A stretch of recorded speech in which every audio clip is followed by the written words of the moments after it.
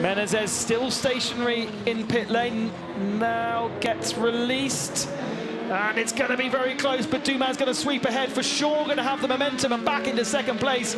But once again, it is incredibly close between the two of them. Menezes' heart sinks. Oh, we've got another 10 laps of it. It was all down to that traffic on the first part of his first sector of the in-lap. Flashing past Richard Highstand in the JMW Motorsport Ferrari. Menezes has to be patient, has to let him through the end of that corner. Now gets past before Tete Rouge and released. Do you think we'll get some more radio communications? 2-second gap, hold position, save brakes and save tyres. That's the other thing, if they are doing that much, that many stints on the same set of tyres, they do really need to make sure they last to the end of each of the stints. Oh, this time Dumas has to be careful with the traffic. Ferrari very slow in front of him through the first chicane, and that's brought Gustavo Menezes back into play. So I wonder with that car whether Bruno Senna will be the one who finishes in it after this stint. Whether they will put Norman Nato in, or whether, because Senna didn't do a long, he did only two stints before Menezes got in the car. I mean, I think that would be the preferred choice, I would imagine, between the two of them, if you need outright pace to push. And actually, these guys don't need to push. They're in a very solid second and third spot. Well, it's down to each car, isn't it? It's down to the #1 car wanting to beat the #3 car, and then the hierarchy in the team saying, no, you hold position. And then you choose the driver that's going to be most compliant rather than perhaps the driver that's the fastest. The one that's going to listen more.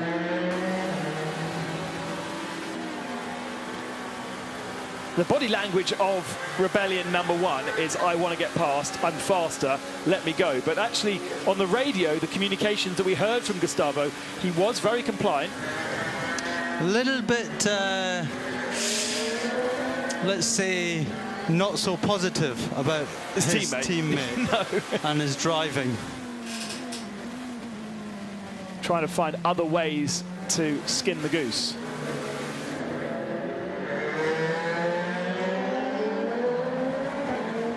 Into the pits, our leader, Brendan Hartley, getting a full tank of fuel and getting a new water bottle as well.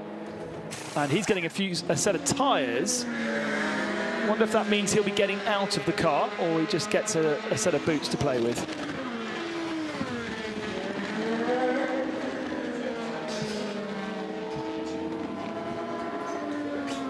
Rebellion in the Porsche curves. Past a bit of traffic this time.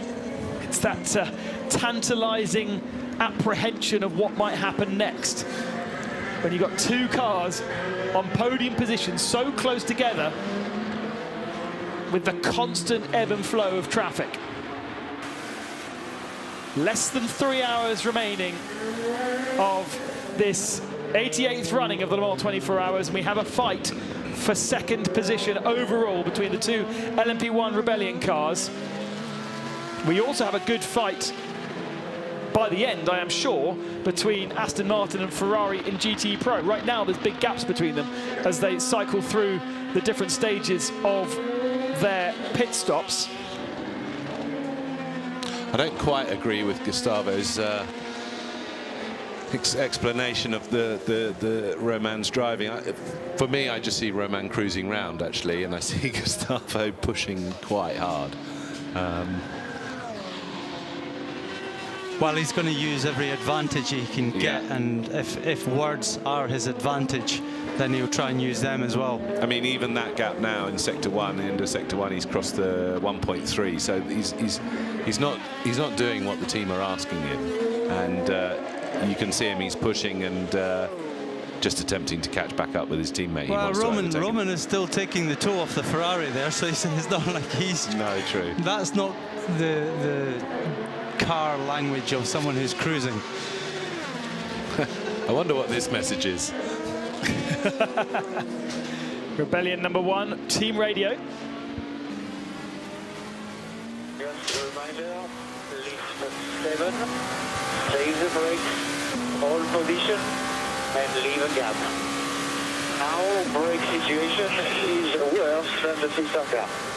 Now brake situation is worse than system car. So we need to do everything we can to be able to finish. I know you'll be doing well. As he catches him under the brakes into Mulsanne corner there. Now, is there an element of concern and panic in that voice, or is that just generally trying to calm him down and stop him pushing? Calm him down, I think. Yeah. It's normal, isn't it? He's a racing driver and he wants to overtake. And for him, there's 3 hours to go. If he overtakes Roman and pulls out a 10-second gap in his remaining final stint, he wants the number 8 Toyota has a problem. All of a sudden he's the winner. The team obviously have an objective of 2 cars on the podium, and they don't actually care which one is which way round. So they are really maybe slightly overplaying the brake thing, but I doubt it. I think they're just literally, we don't want to race. One thing to also consider is that the Gustavo Menezes, Norman Nato and Bruno Senna car is the full season WEC entry, as opposed to the 3 car, which is only here for Le Mans. Now, would you not prefer to have more points for WEC? As he really gets balked by the Porsche here. Here's an opportunity for Gustavo Menezes to cruise past, and another Aston Martin just ahead too. The leading GT car. So what does he do in the situation where that happens coming onto the straight and he really can cruise by? Does he do it or does he not do it? Well, I think we need to bring 100% he does it. I think we need to bring Alan McNish into the equation here, because there's a very excited Scotsman in the corner of the room here. And from a racing driver point of view, Alan, which bit of the fence are you standing on? Well, you've got your mind and you've got your heart, and your heart always rules your mind. Yeah. And that's the simple fact. Is for Gustavo, it's exactly as Peter was saying. You know, he's here for himself. Rebellion's there for Rebellion, for the team. They've got 2 bullets in the gun. He's only got 1, his. And he wants to make sure that he's in the prime position if anything does happen. And if it doesn't, he finishes 2nd in the race, which is always better than 3rd. So in that respect, then, I'm kind of understand him, but I also very much understand Hugues de Schonack and Rebellion and their view towards it as well. You know, especially if they are brake critical, he's going to be driving in the hot air behind his teammate, which is losing a little bit of cooling capacity, which is then impacting on the brake wear as well. And so overall, it's a delicate balance for them, because you do have to strategically play the game, but also at the end of the day, when you hire a tiger like we have here with Gustavo Menezes, you can't sort of keep him in a cage too much. He has listened for the moment, though. He's dropped back that extra little bit. Gap 1.3 seconds. When the team tell him 2 seconds, they know there will actually only be 1. I guarantee you, if there's another traffic moment and he gets the run out of a corner, especially Tete Rouge or first chicane or out of Mulsanne, he's pouncing. Well, you know, Roman made a mistake, and I just, you know, I didn't do anything wrong. I just was doing my own race and taking it easy. Yeah. Okay. And now I have cold air in front of me because I'm not following him. And that cold air is the only excuse he's being told to hold station. So if he can clear it ahead, great. Let's hear from number 1 again. Very good. You're going to have to look after your brakes. We're not going to last if you push. It is critical, okay? Yeah, mate. I get if I can. He makes mistakes in traffic. It's a bit silly. We're taking more risk right behind him. We want to give him a run to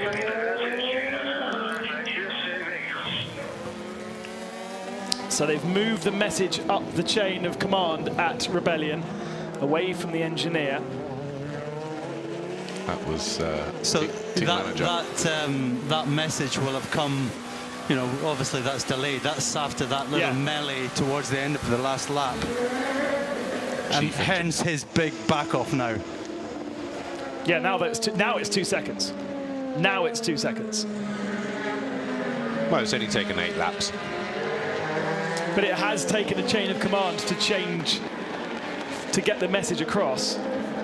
He knows where the bread is buttered, doesn't he? As Alan said, you know, he's got his heart, his mind, but he's also got a boss. I do agree, though, that there were, you know, this is just classic Le Mans. It ebbs and flows. Romain gets caught in traffic, and it brings Gustavo back into the mix of things. Then perhaps Gustavo gets caught in traffic and it draws away again. But every time there's traffic in front of Gustavo, he's not benefiting from clean air. If they want clean air, surely put him ahead. Is also the WEC entry. He's the one that's scoring the full season points. They might do that still, though. They've got, you know, 2 hours, just under 3 hours to go, and they could possibly do that. And just for now, they just want them to be careful. A lot of traffic here. Whoa. There is the 32 recovering United Autosports car that had issues in the early morning. Alex Brundle aboard that car now. The team sister car is leading the race with Paul de Resta at the wheel of the 22. Antonio Felix da Costa in second. 15 seconds back right now. And actually, that is how it stands, I think, by the looks of things. So United, the other car, the sister car, the 22 car, Paul de Resta now aboard. 15-second gap to da Costa, but he's on his outlap, so still a healthy lead, I think, for the United car. That's a tasty battle, isn't it? De Resta versus da Costa.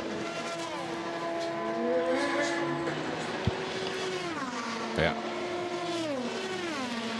2.4 seconds the gap now through traffic. Gustavo Menezes losing a bit more time as he now pulls up to the rear of Julien Canel in the Panis Racing 31. That's its 4th position and has dropped off the tail of the G-Drive Racing that there was so much of a battle going on in the early hours of the morning. G-Drive pulling away now and comfortable in 3rd after a great stint from Jean-Eric Verne. Probably not going to get in touch with the front 2, although if we did have a safety car, they are now on the same lap. Both G-Drive and Panis have got onto the same lap as United and Jota. This 97 Aston Martin Maxime Martin in the car at the moment. You can see on your screen on the right-hand side 7 hours and 8 minutes in the car. Alex Lynn 8 hours and 13, and Harry Ticknell 5 hours and 36. So I guess he's next in the car after this stint. And this car is one of the few GT Pro cars that has yet to change its brakes. Quite phenomenal. It's done 21 hours on the same brakes, covering just over 4,000 kilometers so far. Question mark, will they have to change it? I imagine those drivers are also getting the message from the bosses saying the brakes are critical, make sure that you look after them, and they've gone slightly rearward on the brake balance. 1 minute the gap is a decent gap to hold for 2 hours and 45 minutes. I think, to be honest, they could change those brakes and still be safe. Still a minute. We saw the Ferraris do it at 45 seconds. Doesn't take much more than a minute, I don't think.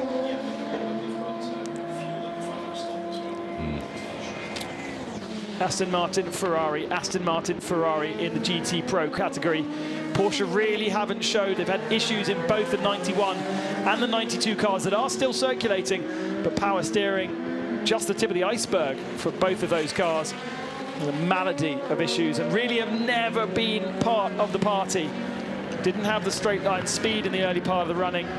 We speculated perhaps they went a little bit more wet setup than dry setup, but either way, they've just never been there. Bit more successful in the GTM category right now. Larry ten Voorde in 2nd position for Team Project One, and it is Ricardo Perret in the Dempsey Proton 77 in 3rd position behind Sally Yolok, who leads in the Aston Martin TF Sport. I did notice last time we went shooting past that car that it has a bit of damage to the rear end now, so somebody's been in its back end while Sally's been at the wheel. Into the pits. Westy slowly getting out there. Oh, there's an old boy. One of these days of grabbing the lapels and just throwing your partner out the car. Much more civilized. He's going to get some new boots as well.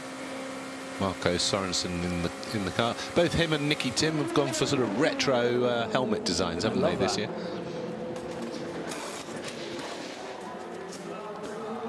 I haven't watched much of Nicky Tim's social media over this race, but I'm sure there's been something going on there that's entertaining for the fans.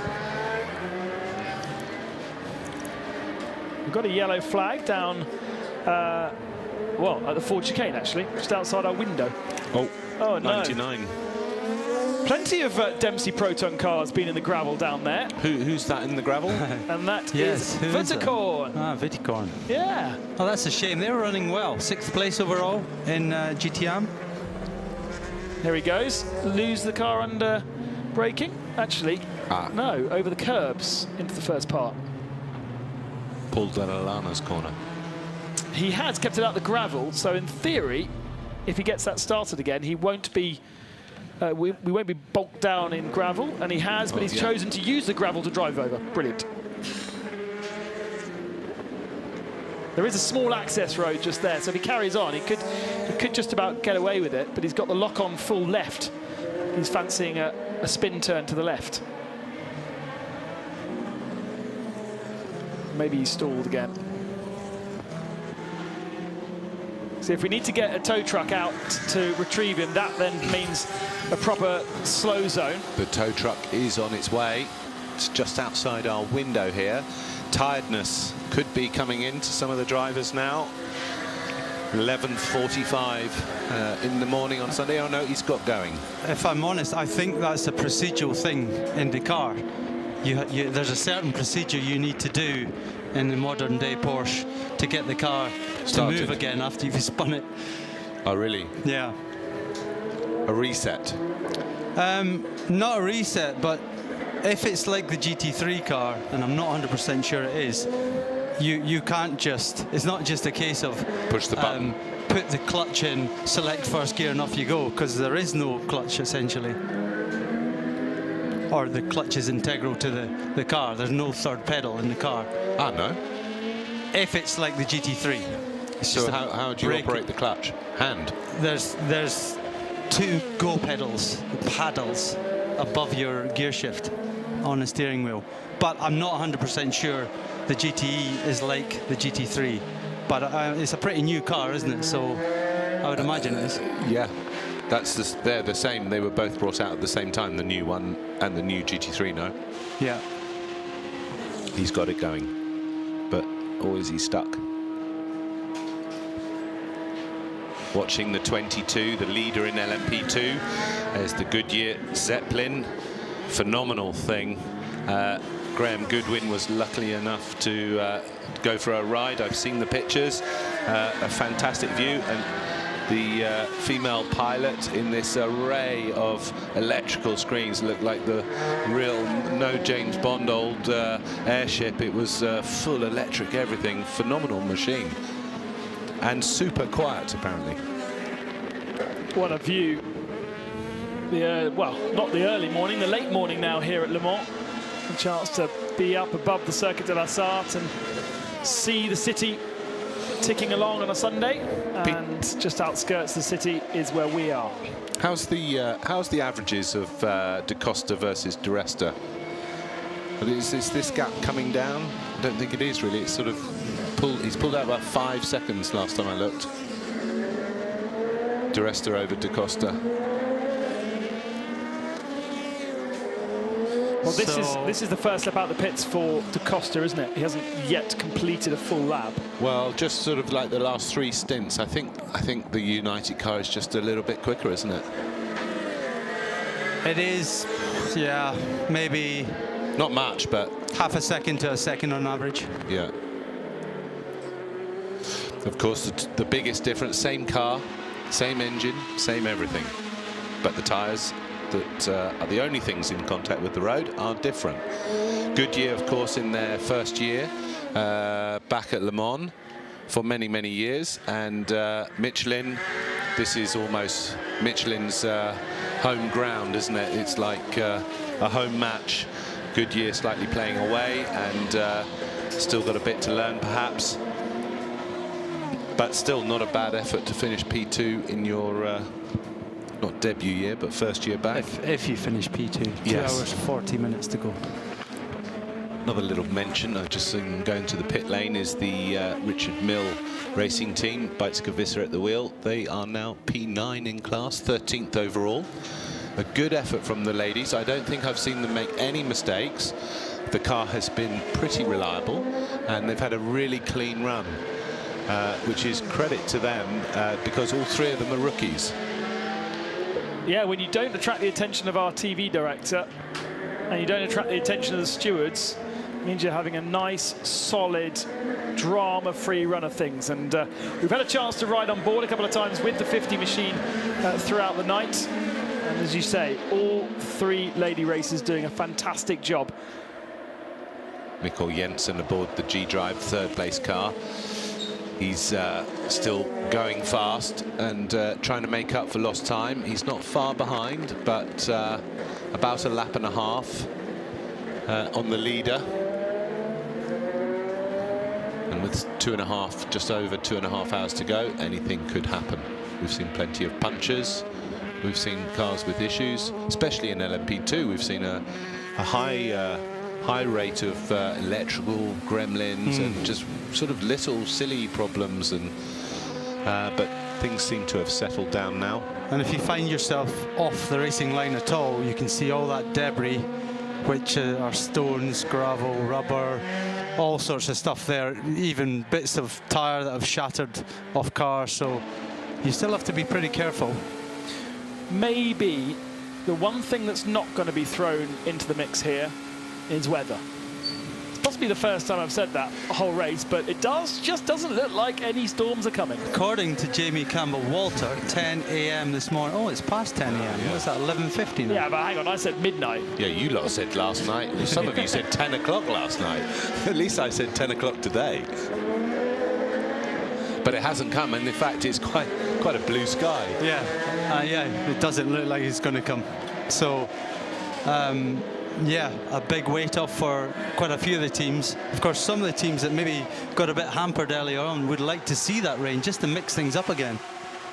Well, we've heard that the Goodyear, especially the intermediate, is quite a bit faster than the Michelin, and I bet you right now Jota could do with a little few showers. Little rain dance going on in the back of the Jota garage. 3.4 seconds, 3.5 seconds is the gap between Rebellion Racing 3 and Rebellion Racing 1. So Gustavo Menezes has finally taken heed of the message and keeping a decent gap, a bigger gap than in fact he was required to do, to save those brakes, to save the tyres, to not put pressure on his teammate, and to try and guarantee at least a 2-3 in this race. And to continue getting his salary paid. And that.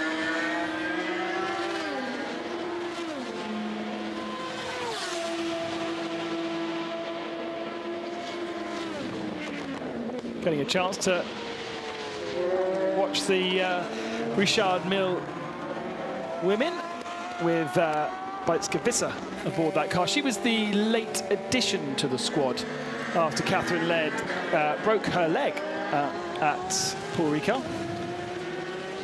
Yeah, nasty accident that, wasn't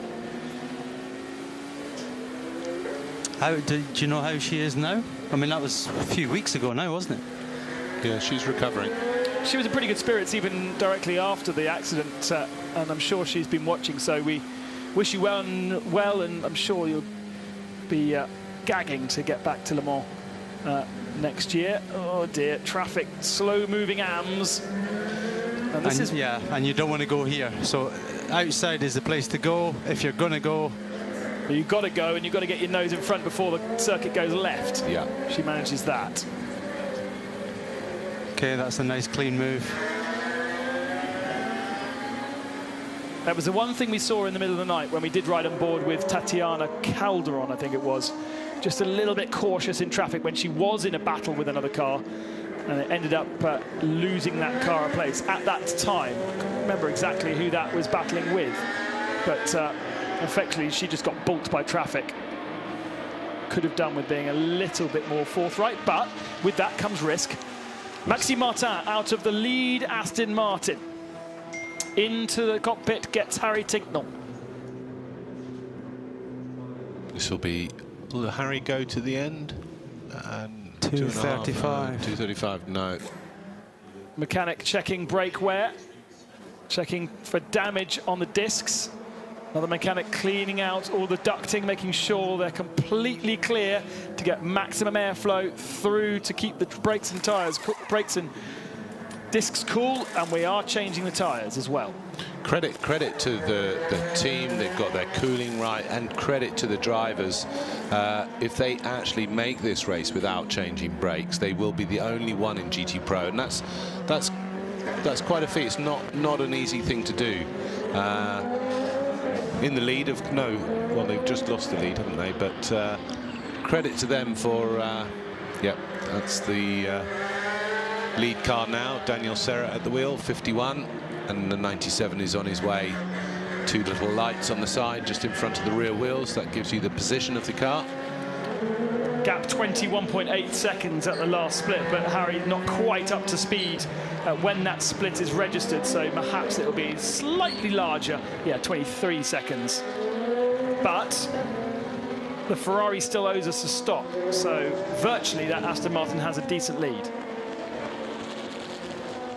So we're looking about 55 minutes for a stint. Does that seem about right? Yeah. You've got the computer. And actually, the computer does prediction, so now Peter's getting his next lesson in strategy. I can see that, yeah, but it doesn't give me the time, so I've just worked the time out per stint. All right. And so the 55-minute stint means? I'm not sure I'm bringing Peter in to be my strategist in my new race team. What are you doing now, Peter? Are you leaving Harry until the end? Get on with it, lad. I'm undecided at the moment. Okay. I want to see how it plays out for who's going to drive the Ferrari to the end. So Collado will be the next. So Serra has one more stint, then Collado's in. Collado will go to the end. That is clear. But whether Tincknell does or not, Harry's a fit young lad, so he's going to do a double. And then there'll be what? So 55 minutes. So there'll be around 12 to 13 laps. Yeah, I would have thought. So someone's got to do a single stint at the end, basically, after this double from Harry. So that would be Alex again to finish. Sam Bird aboard the 71 that's just left the pits. As we also see our leading GT Am, the red colour of Turkey on the 90 of Sally Yoluk, and they are going to change nothing. They are just going straight back out. So Yoluk's staying aboard that car for another stint. Looks like it. Looks like they're very happy at TS Sport to give the boss more mileage. They don't. No, Charlie Eastwood has got aboard that car. I thought that leaving him in any longer would be tempting fate, if you like.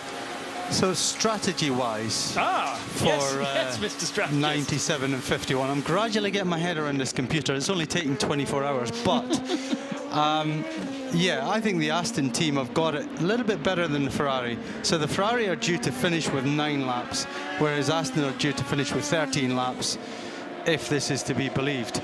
And in which case, if everything stayed the same way, Aston Martin wins. Yeah. And we need a pretty significant safety car to bring Ferrari back into the party, even strategy-wise. Back on board with #1 Rebellion, which is now 1.2 seconds behind teammate Romain Dumas. So Gustavo Menezes did what he was asked to do, backed off, gave the +2 second gap, but somehow in clear air, he's managed to claw back to the tail of his teammate. Back to 1 second gap now. I think he's trying to re-emphasize how much quicker than his teammate he is, whether he's got good brakes or no.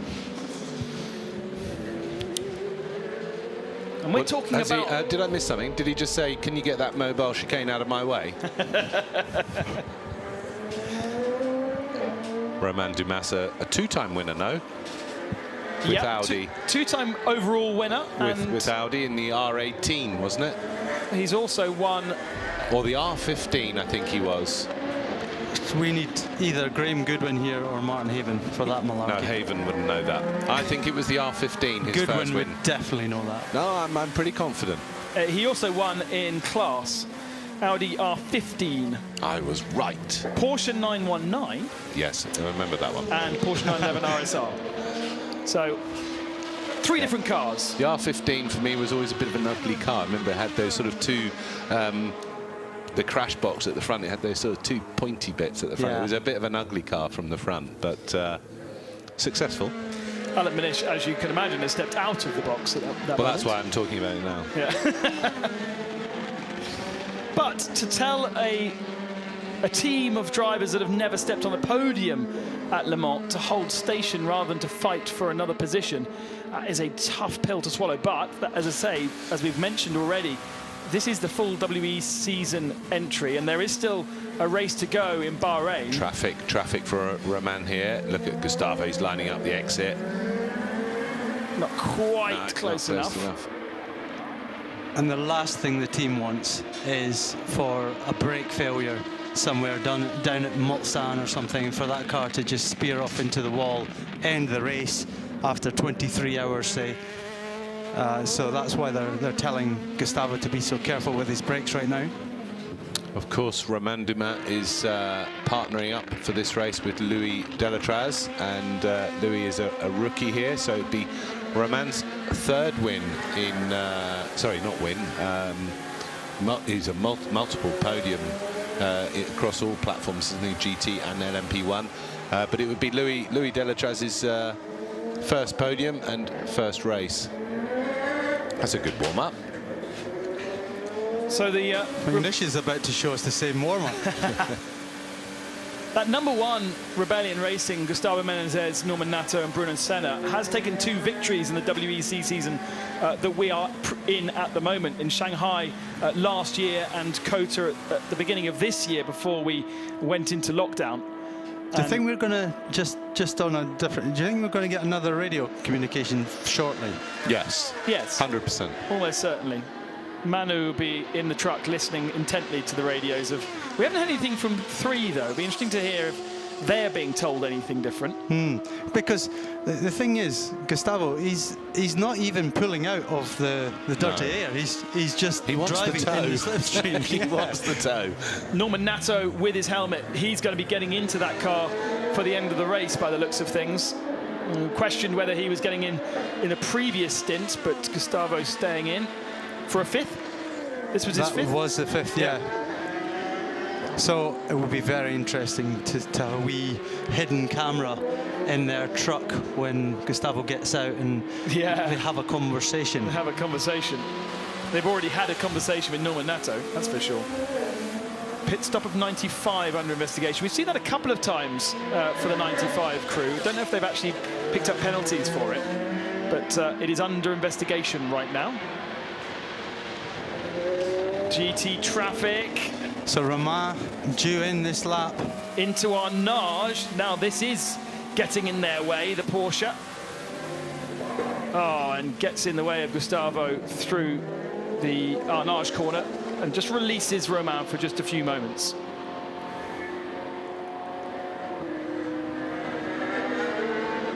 We're getting a little less excited by this battle because we kind of feel as though they are going to hold station, but every so often it gets closer. Louis Delatraz will jump aboard the #3. Romain Dumas will give the car to him. We're going to have pit stops in a moment for both of those cars. And let's check in with Rebellion Racing's team radio to hear what's being said to Gustavo Menezes.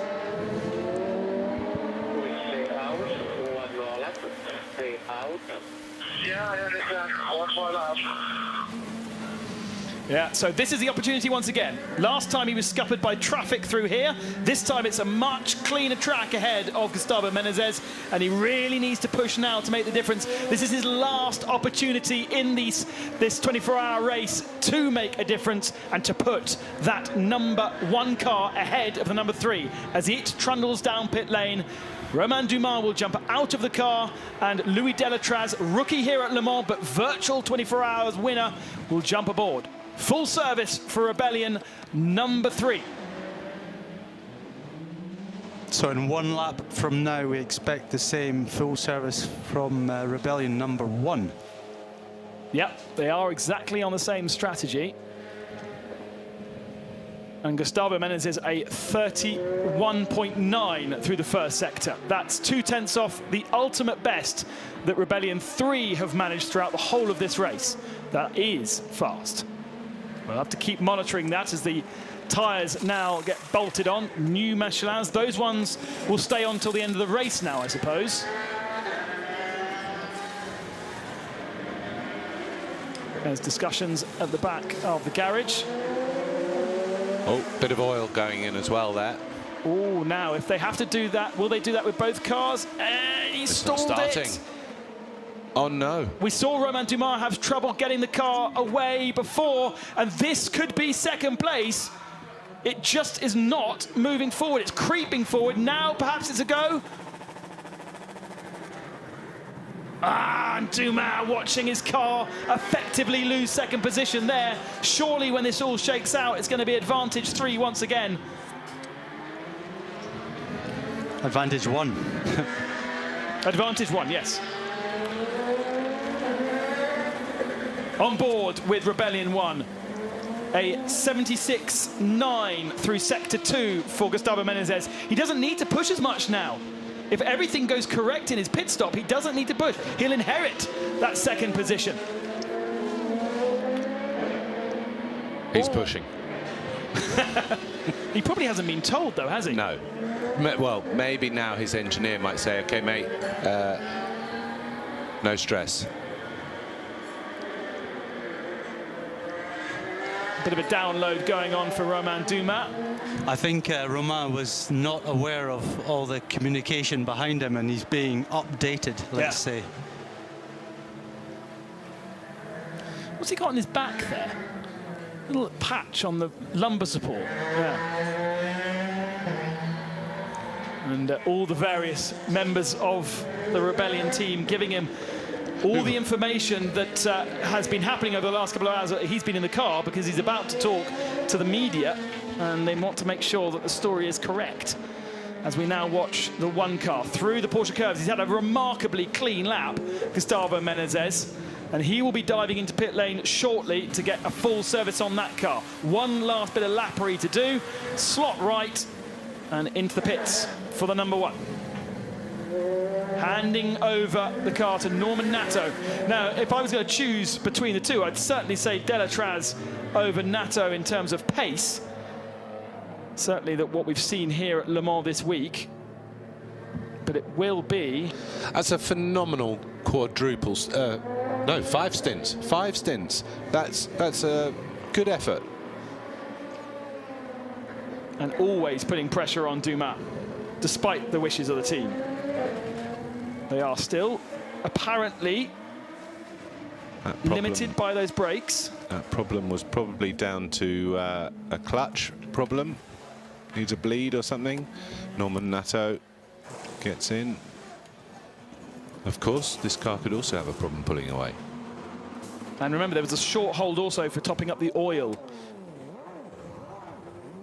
Let's see if there's... It doesn't look like a mechanic waiting to do that particular part of the service, but they also do have to do tyres, so there's plenty of time still on this pit stop to go. Left side tyres first, and then round to the right side tyres. Look at the back a shot. Is there anyone with a oil top up? I can't see them. No, so he is able to go, and that surely is going to put him ahead, easily put him ahead of Louis Delatraz, who's now coming through a clean lap through the Porsche curves. But let's see Norman Nato already out of pit lane and up to racing speed and back into second position. So we've got 2 ex, or current, one's ex, F2 Formula 2 drivers, both from single-seater backgrounds. Both relatively new to sports car racing, both on new sets of tyres, and they are not far apart, and 2 hours 20. But we know for sure that this car has had some brake issues or brake wear issues, And Gustavo just briefing. But look at the gap, 22.3 seconds. Those two before the stops were separated by nothing. And that little stutter trying to get back underway has cost Delatraz 20 seconds stationary in pit lane. That will make Menezes very happy. Yes. That is for sure. Menezes, Nato and Senna is the lineup in the number one. That is the full season WEC entry that's taken 2 victories, as I said earlier, away from Toyota in Shanghai and Kota. Perhaps we could get Alex or Haley down to the Rebellion garage just to have a wee chat with Gustavo, just to see how his stint was and catch up with the gossip. There he is. That's the team trainer there. Helmut, I believe his name is. Also Andre Lotterer's trainer. So now he's got to face those people that were telling him what to do over those 5 stints, giving him all the orders that he really didn't want to hear. But congratulations from around the team, because it has allowed that car now, that consistent closeness between the two has put the 1 ahead of the 3. Here is our leader, though. The Toyota number 8 with a full fuel fill, a change of drinks bottle, and back out to circuit. And is that a change of driver as well? I think it is. Brendan Hartley out of the car, unless he's changed his helmet to day mode. And therefore, who would that be getting in to the 8? I think, is it Buemi or is it, no, it's Nakajima. Nakajima. Yeah, Nakajima from the Nakajima helmet. to the end. Always the Japanese driver tends to be in for the final stint in the Toyotas. I don't think it's going to work that way in the number 7 car. Honor and pride, so important in Japanese culture. And representing a Japanese mega giant in Toyota. Such a huge thing for Kazuki Nakajima. And of course, for Kamui Kobayashi. And disappointment painted over Duman's face. All of that work, all of that effort, all of that pushing for hours and hours and hours, gone just because his teammate couldn't get the car pulled away from pits quick enough. Well, of course, now you see the roles have reversed and they'll be told to hold station, because still the main priority for the team is 2 cars on the podium, you know. A fitting end to a very good run for the Rebellion team over the years. Came from LMP2 and moved up to LMP1 and are pulling out after this season, though. Focusing their sponsorship efforts, Rebellion, a watch manufacturer, on other things. They also do have a classic car business as well. More a kind of ownership of some classic cars from the owner who owns Rebellion. I don't know if we really know who owns Rebellion as a watch manufacturer, as a sponsor. It's a guy called Alex Pesky. There you He's go. the owner, and yeah, he's a big fan of racing, big fan of Le Mans. And Sponsors. he's involved with various sponsorship things as well. Yeah, sponsored As the Dakar last year for the first time. Yeah, Di Resta, he competed in it, I think. Yeah, Di Resta into the pit lane, the leader in LMP2 with a healthy 1 minute 55 lead. So that gap has definitely eked out, although it will be reduced after this pit stop. Aston Martin now comfortably in the lead over AF Corsa Ferrari, 1 minute 16 seconds as we watch this stop. No driver change, so Paul staying in, a little top up of drink. And so why does he get given a second drink when he's already got a drinks bottle in there? Because presumably that's fresh water. That's nice and cold. Yeah, exactly. Whereas the one that's in the car is pretty warm by now, or empty. So he drinks that one to get a refill, and then has a new one put in the car as well. So get a good half a litre into you during the fuel, and then a new bottle, so he's got a fresh one for the next few laps. And you tend to have a little sip each straight, and it just keeps you hydrated. you have to drink an enormous amount of liquid during this race as a driver. Enormous. Of course, when you're in the car, you are mostly sweating it out. It's only difficult. I always find it difficult early in the race when the nerves are there. Yeah. And then you do need the toilet. But gradually you dehydrate yourself. Yes. So you just can't get enough liquid, and you don't go to the toilet so much anymore. Yeah, in the first sort of 8 hours of the race, if there's a safety car or a slow zone, you're absolutely fine when you're driving flat out and you've got you've had a good 2 litres into you. But then when there's a safety car, you suddenly go, oh my God, I need the loo. And because the adrenaline drops slightly and you relax a bit because of the safety car, and you start thinking, oh, yeah. But once the race gets going again, you're all right. There's the well-known cases of where the driver just can't wait and just decides to go. I'm not one of those drivers. I try to just avoid that situation. But I do always carry, even in the ring, it's not the warmest place, is it? But I always have a drink with me every stint. Yeah. A lot of my teammates don't bother carrying a drink. If we're only staying in for one stint, which is just over, say, an hour and 10 minutes, a lot of them won't bother carrying any drink with them.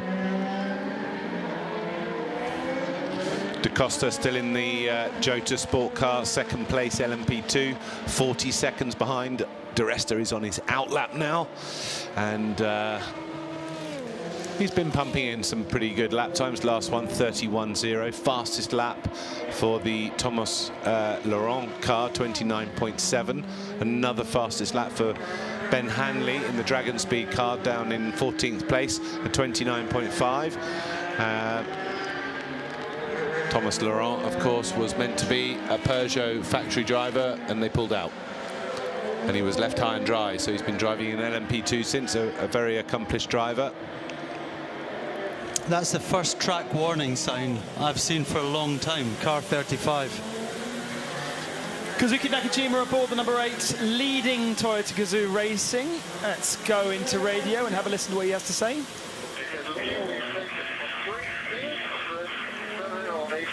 We expect 3 stints plus 7 or 8 laps, and no risk in traffic, no curb riding. 3 stints of 7 or 8 laps is what I heard. No, I think it was 3 stints plus 7 or 8 laps. Okay. So 3 full stints and then 7 or 8. So as we thought, he would go to the end. Now he's almost the luckiest driver to be in the car, because the other 2 are sat in the box and they're a little bit nervous.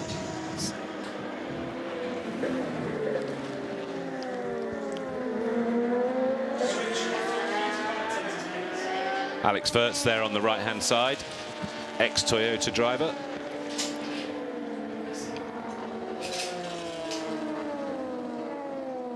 He's a driver advisor now, isn't he, for Toyota? Still involved in the program. And drove the new hypercar iteration for a warm-up lap before the 24 hours began. Stuck his head way above the roll hoop, such as the size of that car.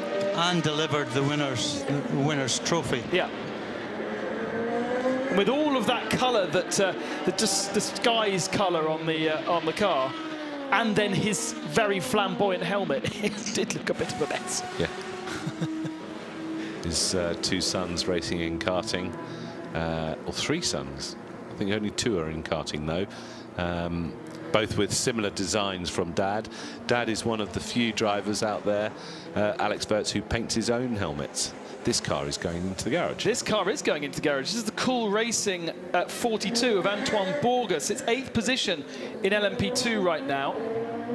And they obviously feel like there's something amiss with that car. So Dolly's going under.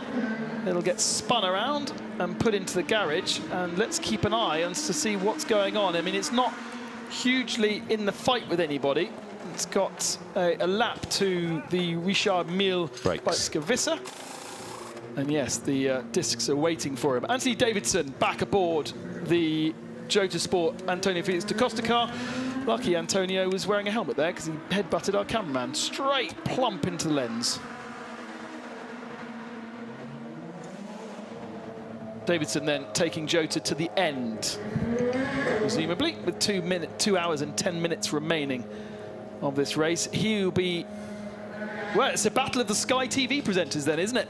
Paul di Resta versus Anthony Davidson against each other. Both present the Sky F1 as ex-drivers. It's a real shame that Karun Chandok's not here. He could have been sitting in for the fight as well. Well, and Damon and Johnny and Brundle. Yeah, they're all... Well, Martin drove with his son a few years ago, Alex. Partnered each other, didn't they? So that's... and actually partnered each other in a Nürburgring 6-hour race in Aston Martin, I think last year. Oh, Johnny won in the Mazda, of course. And Damon Hill even did this race, I think, pretty sure in a Group C car. Wow. Did not know that. I think it was 89. Damon. That's, wow, a long time ago then. Just before he went into F1. Well, no, when did he go into F1? 93. Yeah. G-Drive Racing, the only G-Drive Racing still on track with Mikael Jensen. That's not a battle for position that we were seeing there. United Autosports back out onto track. This is the 7 Toyota Gazoo Racing. Pichito Lopez back aboard. He'll take that car to the flag. And they are out of touch for battling the rebellions ahead. Yep, Damon Hill did this race in 1989 aboard a Porsche 962 Group C car with David Hobbs. With David Hobbs? Yep. Wow. Good knowledge. And it was his 60th birthday the other day, wasn't it? I saw that on social media. Yeah. I'm not 100% sure that... No, I am now. Yes, Lopez will take that to the end. That means that the whole F1 Sky presenting team have all competed at Le Mans. Good. Davidson, Karun, Anthony Davidson, Damon, Johnny and Martin Brundle. And then you can add Jensen Button to it. He's a sometime member of the team. Of course, yeah. Nico Rosberg's never done it, but then Nico's not really a member of the team. No. He's a guest. Yeah. For the sake of our analysis, he is anyway. There's the IDEC car passing one of the GTM Ferraris. IDEC car had an enormous crash. This is actually a brand new car. And where have they got up to? 7th now. Paul-Luc Chatin at the wheel. Look how tight it is in that garage for these guys to be working. They're changing the discs and presumably pads as well on that car, but there's barely a meter either side of the car to be able to do that. Yeah, they pull it in because you can have as many people as you like working on the car, as in the pit lane you can only have 4. Pump the pedal. That's the mechanic just saying to him, pump the pedal, just to make sure that the brake pads come up, because they've been pushed apart. The pistons in the calipers have been pushed apart by the mechanics so they can get the new pads in, which are obviously much thicker. And so the discs, and he'll be on his way now.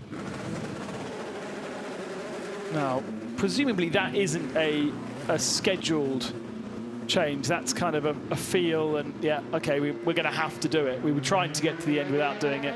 I haven't seen many LMP2 cars changing brakes. I did see one of the Jota cars, but they were doing the loom, I think, or something. They were fixing a problem and they took the opportunity to change the brakes at the same time.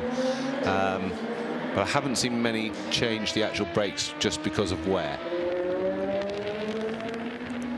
Talking of brakes, we are not aware that Aston Martin Racing 97 have changed brakes on that car. We do know that the 95 had a brake change, and we saw the Ferraris also.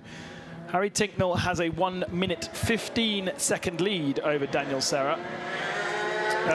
Judging by that, then I think it's pretty clear they haven't changed the brakes. But they're doing all right. So they're obviously trying to get to the end. Pace is still good. There is Harry Tincknell. Presumably, though, they could still do it and get out ahead, but it would be much tighter than this is right now. It'd be tighter than they would want to see, yes, for sure. Nurse it home. Ben Hanley's just done the fastest lap of the Dragon Speeds race in the 27 car.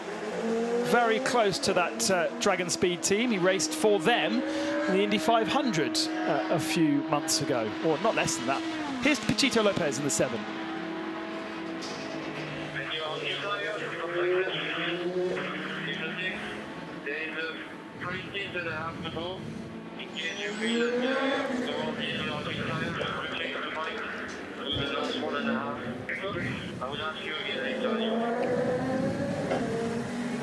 So Pachito's forecast to do the rest of the race, but being given the option by his engineer. If you feel tired, shout, we can still put Mike in the car. Yeah, so they don't need to take any risk, do they? No, sorry, that's the wrong car. Lopez in P4. Still, you know, that car hasn't been, since it had its problem and with the turbo, I was expecting to sort of see it light up the screens. Yeah. I thought Toyota were in a bit of a cruise mode. They were 1 and 2, comfortably ahead of the Rebellions, but they were a lap apart, and I think they were just cruising. Suddenly, they lost 6 laps, 40 minutes in the pit lane, and I fully expected the number 7 car just to sort of smash the lap record, go lap for after it. lap, yeah. And they've just not had the pace.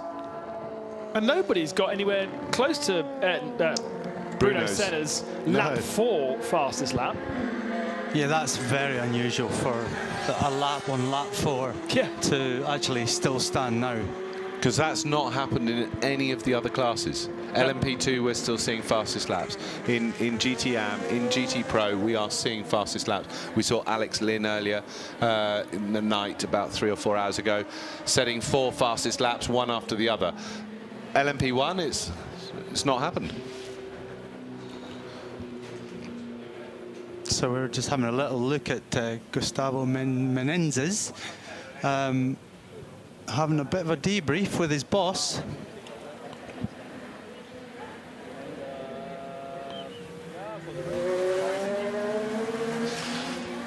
Haley reporting from the pits that Delatraz had an issue with the clutch. We saw him unable to get away. I think, yes, that would make perfect sense then. It was kind of shuddering, wasn't it? It wasn't quite stuttering away. They couldn't quite get it to engage and drive off. And that is the gap that we still see today. 20 seconds between Delatraz and Nato. Norman Nato on the number 1 in 2nd place. Pace between the 2 cars, the 2 Rebellion, very similar. Last time round, 3:25. 8 and 5, so the gap between those cars around about 20 seconds, pretty static for now.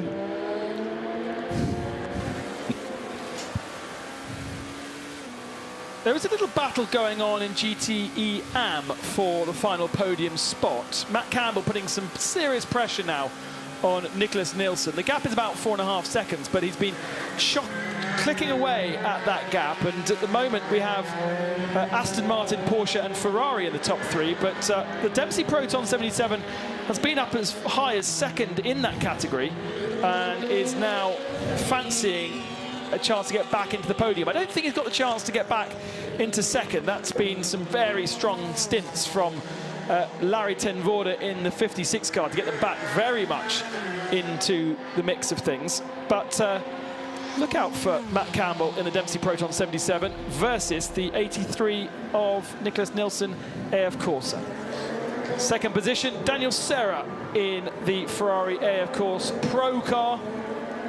We're seeing a 5-second penalty added to the next pit stop of the Aston Martin 95, currently in 3rd place, GT Pro. That 5 seconds doesn't look like it should have too much of an effect. No. They seem to have a 3-lap lead over the Sam Bird Ferrari behind it. Here is the car. Very much in no man's land throughout most of this race. Never really had a playmate. Especially as the 71 faded in the second half of this race. Since pit stop infringement, we don't have any further details as to exactly what that infringement was. Let me see if I can pull the data up.